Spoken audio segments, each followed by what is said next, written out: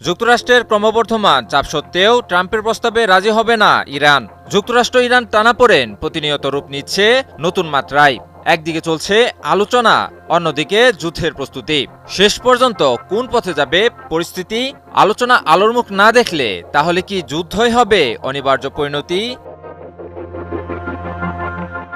মার্কিন president Donald ট্রাম্পের প্রস্তাবে ইরানের রাজি হওয়ার সম্ভাবনা শূন্য বলে মন্তব্য করেছেন মার্কিন এক কর্মকর্তা। ওই কর্মকর্তার বরাত দিয়ে এই তথ্য প্রকাশ করেছে সংবাদ মাধ্যম অ্যাক্সিওস।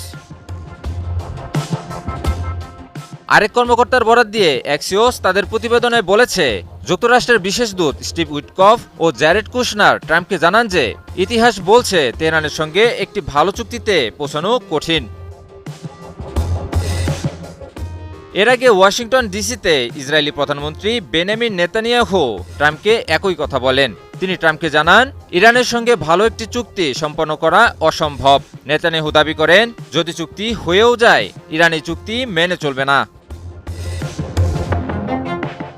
এদিকে ট্রাম্পও বারবার হুঁশিয়ারি দিয়েই যাচ্ছেন যে পারমাণবিক ও ক্ষেপণাস্ত্র ইস্যুতে চুক্তি না করলে ইরানে হামলা অনিবার্য। অন্যদিকে ইরানও নাসুরবান্দা।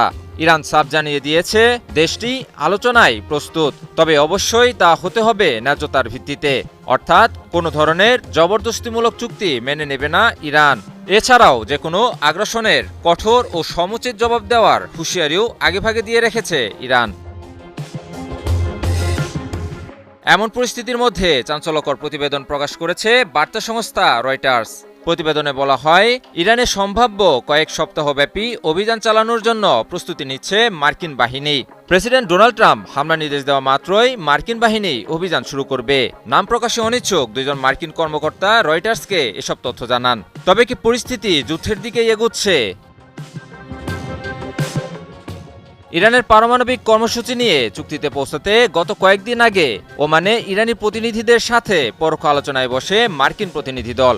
এদিকে আলোচনা চলার মাঝেই ইরানকে ঘিরে মধ্যপ্রাচ্যে নিজেদের শক্তি বৃদ্ধি করে চলছে মার্কিন যুক্তরাষ্ট্র। পারস্য উপসাগরের কাছাকাছি যুক্তরাষ্ট্রের বিমানবাহী রণতরী ইউএসএস আব্রাহাম লিঙ্কন মোতায়েন থাকার মধ্যেই নতুন করে পেন্টাগন মধ্যপ্রাচ্যে আরও বিমানবাহী রণতরী ছাড়াও হাজার হাজার সেনা পাঠাচ্ছে। এছাড়াও যুদ্ধবিমান, গাইডেড মিসাইল ডেস্ট্রয়ার এবং অন্যান্য যুদ্ধাস্ত্র পাঠানো হচ্ছে।